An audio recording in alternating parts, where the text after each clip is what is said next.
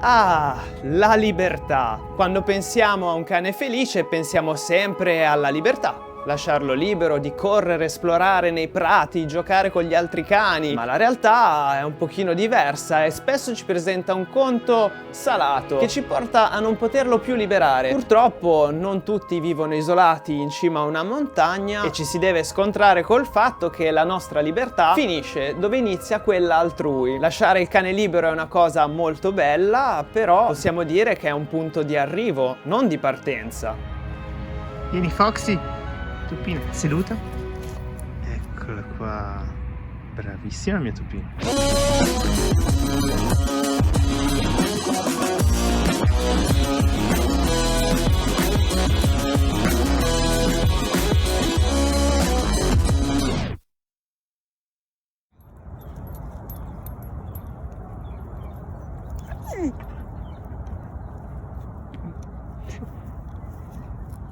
Che pirla che sei.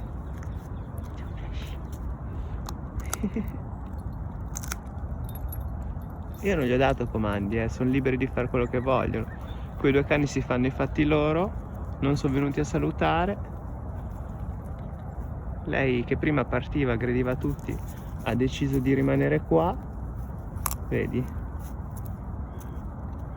Non c'è bisogno di comandi. I cani sono felici, sono liberi e sereni. Va che roba, va che roba, va che roba.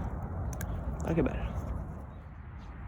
Libertà è una parola ipnotica. Le parole ipnotiche, come amore, fratellanza, pace, sono quelle parole che provocano una risposta positiva in chi le sente o in chi le legge. Purtroppo questa è anche una parola astratta, perché libertà non significa assenza di regole, anche perché vivendo in una società con altri individui dobbiamo sempre considerare che le regole e le leggi vengono fatte per il rispetto reciproco. Il nostro cane non deve recare problemi agli altri e non deve essere neanche un pericolo per se stesso, perché a me piacerebbe tanto liberare i miei cani, ma se rischio che vadano sotto a una macchina o che si allontanino e aggrediscano persone, cani, bambini, rubino oggetti, buchino palloni, insomma la lista è infinita, dovrò prendere delle precauzioni. Ecco che la libertà assume un'altra connotazione, non è una libertà totale, ci sono dei limiti, ci sono delle regole. Per il cane devono esserci dei limiti e delle regole anche nella libertà. Libertà si intende quando il nostro cane non è al guinzaglio e possibilmente potrebbe scappare da noi o creare altri casini, e noi vogliamo evitare che ciò succeda. Potrai anche non essere d'accordo con quello che ti sto dicendo, potrà anche esserti andata bene con il tuo cane o con i tuoi due cani, ma io sono qui per spiegarvi come ottenere i risultati in maniera efficace con qualsiasi soggetto. Quindi se non ti piace quello che dico, fai come ti pare coi risultati che ne conseguono.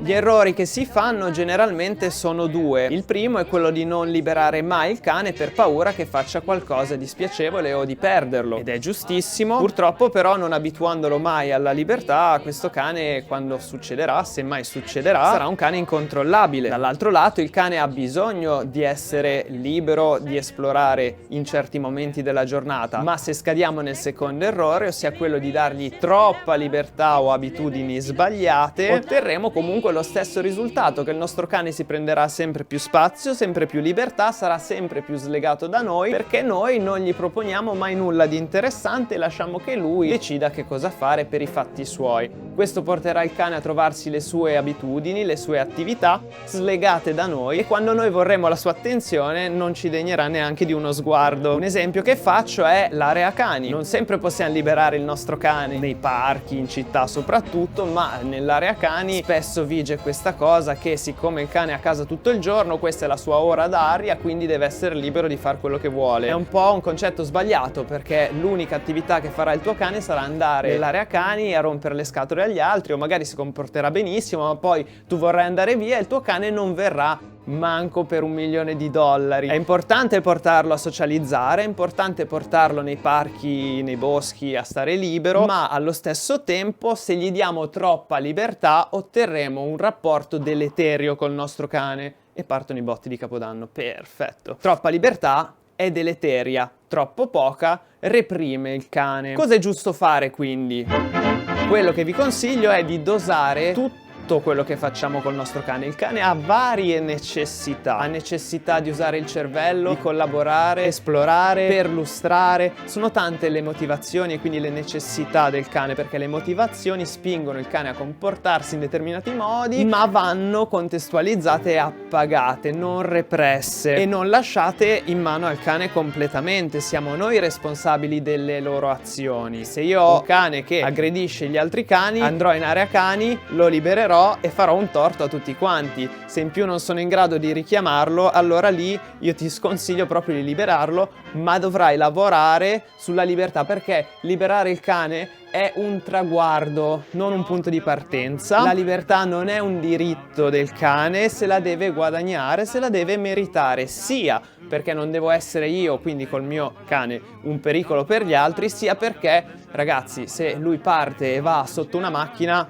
bella la libertà, però se il cane non c'è più, la libertà lascia il tempo che trova. Se ci fate caso, nei miei video libero spesso i miei cani e non li devo richiamare costantemente. Non passo il mio tempo a dire no, lascia, giù, sputa, vieni, qua, allora, andiamo, su. Nel momento in cui voi vi doveste trovare col cane libero a doverlo richiamare ogni 10 secondi, significa che il cane si sta prendendo troppa libertà e che non state facendo la cosa giusta. L'esempio classico è: vado al parco, libero il cane, parlo con la gente, i cani fanno quello che vogliono e si prendono sempre più libertà. Invece quando liberiamo i nostri cani, noi dobbiamo sempre prestare attenzione a quello che stanno facendo e ogni tanto proporgli delle attività con noi.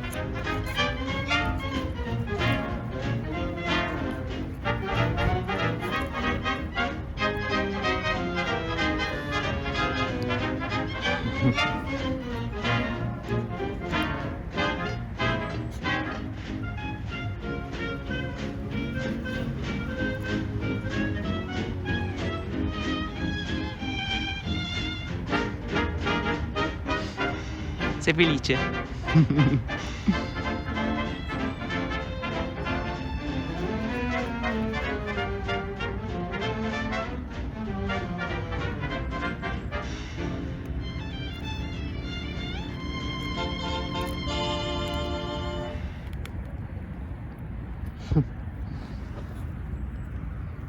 Che faccia da coccolo. Per poter lasciar libero in totale sicurezza il nostro cane è importante che venga socializzato sia con le persone sia con gli altri cani e qualunque altro stimolo che possa generargli delle risposte negative. Ciclisti, le persone che corrono, i monopattini, gli skateboard, le automobili, i suoni forti, perché non vogliamo rischiare che il cane scappi da noi spaventato da un rumore forte o uno scoppio di un petardo, o che vada a inseguire persone e oggetti in movimento, oppure che aggredisca altri cani. Ecco perché è importante socializzarlo bene. La socializzazione non è stare con gli amici al bar, ma è appunto abituarsi a tutti gli stimoli presenti in un contesto.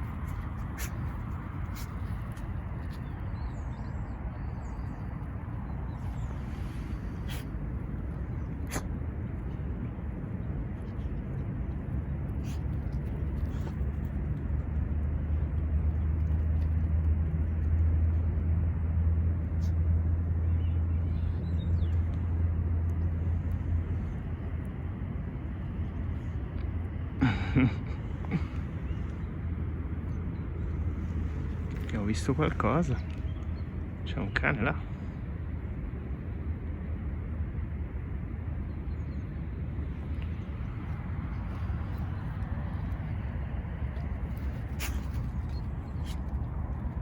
Ma noi stiamo qua.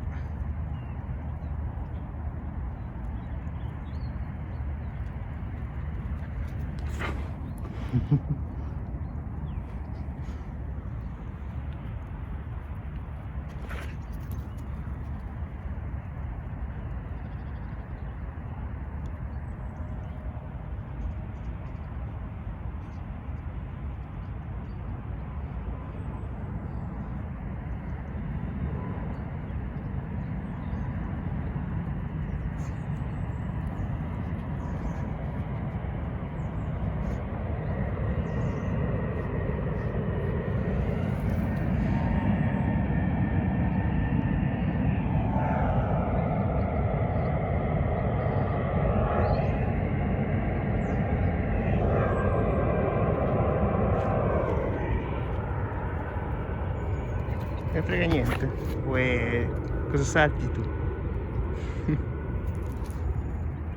Guarda zio Artax. E Artax mi porta il legno.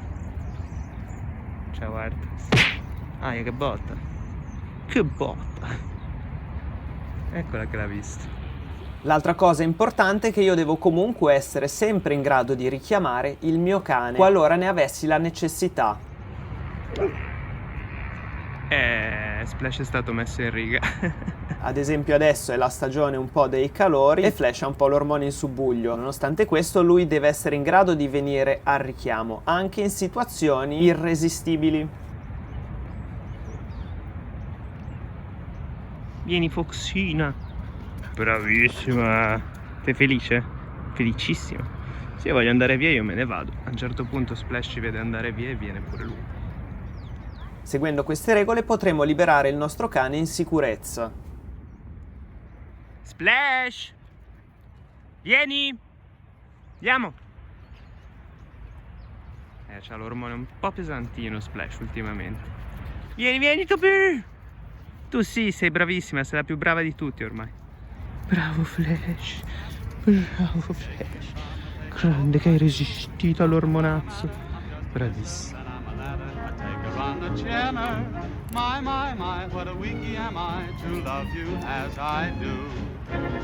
Il cane non ha bisogno solo di essere libero di fare i bisogni di mangiare, ha anche bisogno di cooperare con noi, di giocare con noi e noi dobbiamo creare un rapporto che porterà il nostro cane a vederci come la cosa più interessante del mondo e a non volerci perdere di vista mai. Solo a quel punto sarete sicuri di poter liberare il cane in tutta sicurezza. Ti ripeto, se non sei d'accordo con me, fai quello che vuoi. Io ti dico le cose come stanno. Poi ognuno è libero di fare quello che vuole, con i risultati che ne conseguono.